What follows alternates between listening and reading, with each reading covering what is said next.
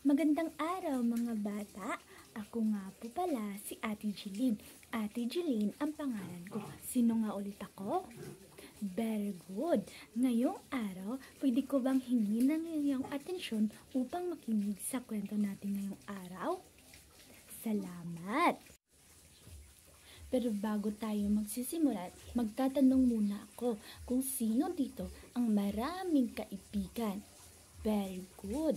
Ngayon, simulan na natin ang kwento. Ang kwento natin ngayong araw ay tungkol sa dalawang magkaibigan na pinamagatang The Gift of Friendship. Makikita niyo ba ang larawang ito? Ito ay iginuhit ni Brian Rafael F. Mayagma.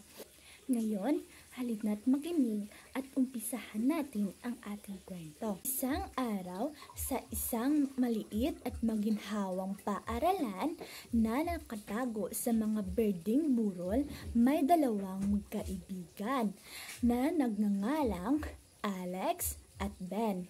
Silang dalawa ay siyang matalik na magkaibigan, palaging masiyahin at maglalakbay ng magkasama. Ngunit, isang araw nang sumapit ang tanghali at tumunog ang orasan, panahon na para sa tanghalian. At napansin ni Alex na walang dalang pagkain ng kaibigan na si Ben. Nang hindi nagdadalawang isip, nag-alok si Alex na mahabahagi ng kanyang masarap na sandwich at malasan na mansanas kay Ben. "Eto Ben, hati tayo," sabi pa ni Alex.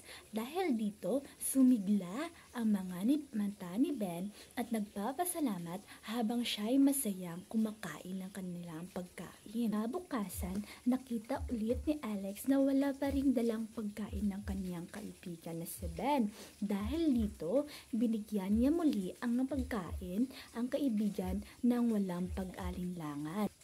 Sa paglipas ng mga araw, nag-isip si Alex ng kanyang ideya upang muling magdala ng pagkain para sa kanyang mahal na kaibigan na si Ben. Pagdating sa bahay ni Ben, lumapit siya agad sa kanyang ina at naghiling ng espesyal na gawain.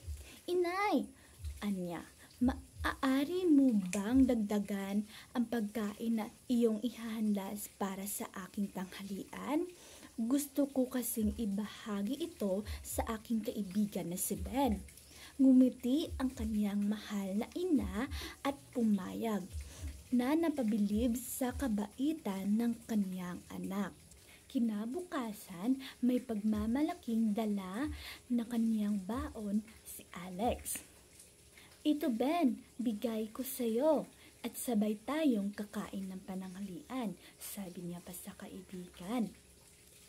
At magkasama silang kumain ng masarap na pagkain at kanilang tawanan ay marinig sa paligid. Araw-araw, patuloy na binibigyan ni Alex si Ben ng masarap na pagkain.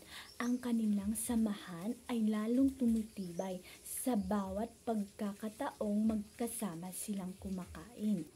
Sa isang kahangang-hangang araw, nang siyang kaarawan ni Alex, nagulat si Alex nang may dalang regalo ang kaibigan na si Ben at isa itong cake at iba pang regalo.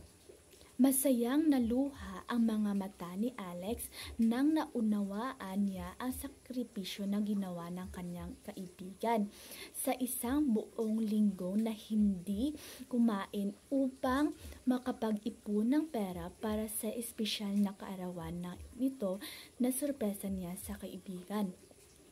At dahil doon, napuno ng kasiyahan at pasasalamat ang kanilang mga puso habang nagdidiriwang sila ng kaarawan ni Alex at magkasama silang tinitikman ang bawat kagat ng cake.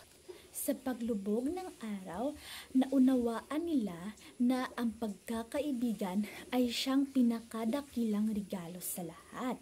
Dahil dito na nagtatapos ang ating kwento. Mga bata, ano po ba ang natutunan nyo sa ating kwento? Tama! Very good! Dapat ugaliin natin na magbigay tulong para sa taong nangangailangan o ating kaibigan.